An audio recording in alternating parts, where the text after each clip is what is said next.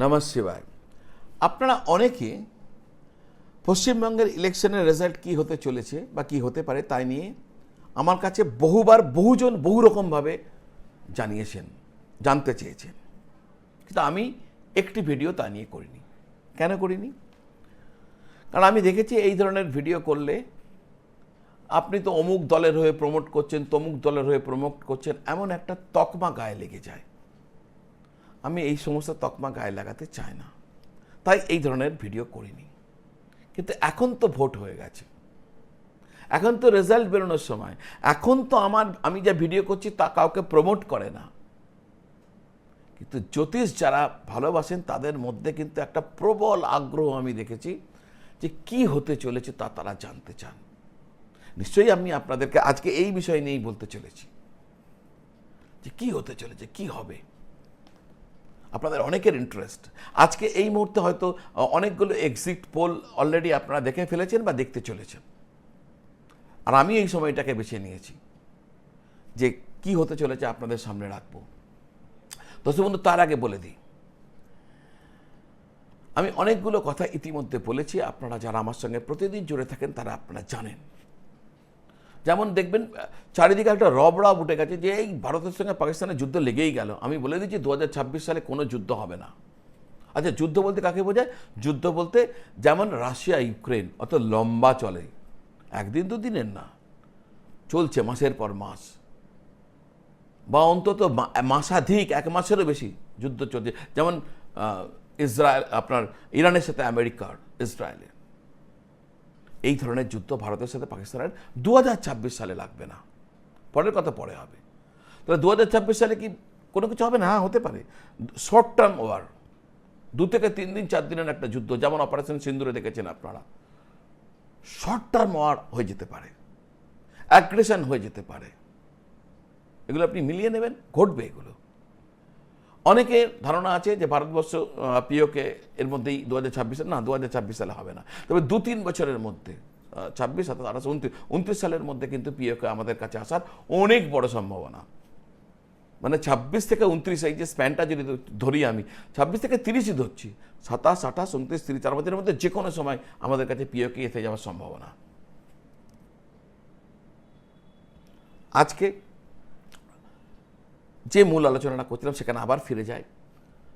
লোকসভা ইলেকশনের আগে আমি আপনাদের কাছে জানিয়েছিলাম, ওই ভিডিওটা আমি ট্যাগ করে দেব, আপনি এই ভিডিও শেষেই দেখবেন ওই ভিডিওটা রাখা আছে, যাতে আমার কথার সাথে বাস্তবের মিল আপনারা খুঁজে পান। ওই ভিডিওতে বলেছিলাম, তখন একটা সারা ভারতবর্ষ জুড়ে একটা প্রবাদ ছিল, স্লোগান ছিল, আপকি বার 400 পার। এটা বিজেপির পক্ষ থেকে রাখা হয়েছিল, আপকি বার 400 পার। ওই ভিডিওতে আমি স্পষ্ট করেছিলাম 400 পার করা সম্ভব হবে না। আর এটাও ক্লিয়ারলি বলেছিলাম যে পরবর্তী প্রধানমন্ত্রীর নাম অবশ্যই নরেন্দ্র মোদী। মোদীই আসছেন, 100% আসছেন, এবং সেক্ষেত্রে তার যারা অ্যালায়েন্স তাকে তা সাপোর্ট করবে, আর সেটাই ঘটেছে। অ্যালায়েন্স বেশি সিট পেয়েছে, সেটাই ঘটেছে। এই পুরো জিনিসটা কিন্তু আমি ওই ভিডিওতে বলেছিলাম। ভিডিওটা আমি এটা দিয়ে দিচ্ছি আপনাদেরকে, আমার ডেসক্রিপশন বক্সেও লিঙ্ক থাকবে, আর এই ভিডিওটা শেষ হলেই ওই ভিডিওটা কার্ড হিসাবে দেওয়া থাকবে, যাতে আপনারা আমার বক্তব্যের সাথে মিল খুঁজে পান। এবার প্রশ্ন আপনাদের, ভাই এটা বলুন, এটা কি হতে চলেছে? দেখুন, এই ধরনের প্রেডিকশনস করতে গিয়ে বেশ কিছু রিস্ক ফ্যাক্টর আছে, কারণ আমরা যারা বিচার করি আমরা প্রপার তথ্য অনেক সময় পাই না। যেমন এটা বিচার করতে গেলে কার কার লাগবে, এইটা বিচার করতে গেলে মাননীয় মুখ্যমন্ত্রী বর্তমানে যিনি রয়েছেন মমতা বন্দ্যোপাধ্যায়ের সঠিক জন্ম তারিখ, তিথি লাগবে। আমরা এটা কোথায় পাবো? একমাত্র ইন্টারনেট ভরসা। তো ইন্টারনেট যে সঠিক আছে, এখানে অনেক কনফিউশনস আছে। একইভাবে আমাদের প্রধানমন্ত্রীর লাগবে, নরেন্দ্র মোদীর লাগবে, সেটা অনেকটাই পারফেক্ট। আমরা দেখেছি সেটাকে স্টাডি করে, বার্থ টাইম রেকটিফিকেশনস ইত্যাদি করে সেটা যথেষ্ট পারফেক্ট। পরবর্তী কী লাগবে? পরবর্তী যারা বিরোধী দলনেতা পশ্চিমবঙ্গে, তাদের পশ্চিমবঙ্গের কুণ্ডলী। তো এই সমস্ত কিছু রেখে, তৃণমূলের কুণ্ডলী এবং বিজেপির কুণ্ডলী, এ সমস্ত কিছু রেখে আমরা একটা ধারণাকে ধারণাতে উপনীত হওয়ার চেষ্টা করি। এর পাশাপাশি প্রশ্নকুণ্ডলী, আজকে প্রশ্ন করলাম, কি উত্তর বলছে। দেখুন, একটা জিনিস আমি স্পষ্ট বুঝতে পারছি, ইঙ্গিত বুঝতে পারছি, ভুল হোক ঠিক হোক যা বুঝতে চাচ্ছি তাই বলছি। আমি আগেই বলছি, আগে এতদিন করিনি এই কারণে যাতে আমাকে প্রমোট করছি কোনো এক দলকে বা কিছু করছে এই বলে দাগিয়ে দেওয়া হয়। জ্যোতিষের যে আসল যে সারসত্য সেখান থেকে দূরে সরে গিয়ে এই সমস্ত শুরু হয়ে যায়, সেখান থেকে যাতে না হয় তাই আমি আজকে করছি। আমি একটা ইঙ্গিত দেখতে পাচ্ছি। ইঙ্গিত হচ্ছে তৃণমূল কংগ্রেসের পক্ষে আর পশ্চিমবঙ্গের শাসন করা সম্ভব হবে না, অর্থাৎ পশ্চিমবঙ্গের শাসনের পরিবর্তন হতে চলেছে। আচ্ছা, এই পরিবর্তনে কিন্তু টুইস্ট আছে।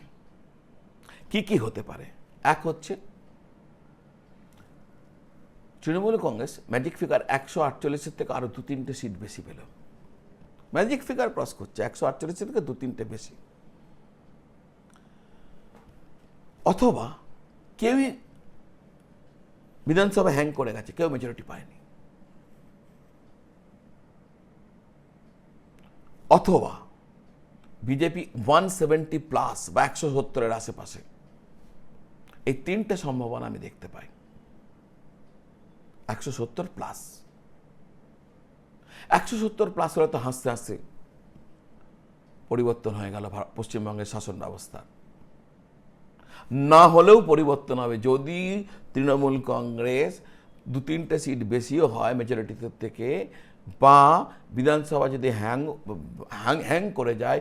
দুটো ক্ষেত্রেই কিন্তু আপনি দেখবেন মানে 1-2 মাসের মধ্যে বা আরেকটু সময়ের মধ্যে নিশ্চিতভাবে শাসন ব্যবস্থার পরিবর্তন হয়ে গেছে। তৃণমূল আমরা সরকার কিন্তু আর নেই, সেখানে বিজেপি সরকার এসে গেছে। এটা ঘটার সম্ভাবনা প্রবল। মানে এক কথায় কি দাঁড়ালো? এক কথায় এটাই দাঁড়ালো, রাজ্যের শাসনভার বর্তমানে যারা আছেন তাদের হাত থেকে বেরিয়ে নতুন দলের হাতে যেতে চলেছে। এবার দেখা যাক বাস্তব কি ঘটে। 4 তারিখ সকালবেলা আমরা সবাই রেজাল্ট জানতে পেরে যাব।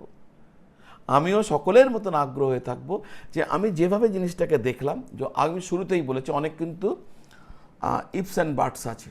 মানে একটা ব্যক্তির ক্ষেত্রে যেমন সঠিক জন্ম তারিখ, জন্ম সময়, জন্ম নক্ষত্র সব পারফেক্ট পাওয়া যায়, তার বিচার করা অনেক সোজা। কিন্তু এটা মুন্ডেন অ্যাস্ট্রোলজি, অর্থাৎ মেদিনী অ্যাস্ট্রোলজি, অর্থাৎ দেশ কাল পাত্র এই সমস্ত ভেবে দেখে করতে হয়। সেখানে অনেকগুলো সবকটা ফ্যাক্টকে যদি ঠিক মতন পাওয়া না যায়, অনেক ভুলের সম্ভাবনা থাকে। এক্ষেত্রেও থাকবে হয়তো। তবুও যেটুকু পেয়েছি তার দ্বারা যেটুকু নিষ্কর্ষ আমি বার করতে পেরেছি সেটাই হচ্ছে এটা। কারণ আমার কাছে তৃণমূল, আমি ধরে চলেছি, যদি এটা সঠিক হয় বেঠিক হয় আমি জানি না, আমি ধরে চলেছি তৃণমূল কংগ্রেস জন্মগ্রহণ করেছিল 1998 সালের 1 জানুয়ারি সকাল 11:30-12টার মধ্যে। এটা আমার ভিত্তিভূমি এই দলটার। তো এগুলোকে রেখে, প্রশ্নকুণ্ডলী রেখে একটা ধারণা দেওয়ার চেষ্টা করলাম। দেখা যাক কি হয়। আবার দেখা হবে। সকলে ভালো থাকুন, সকলকে ভালো রাখুন। নমঃ শিবায়।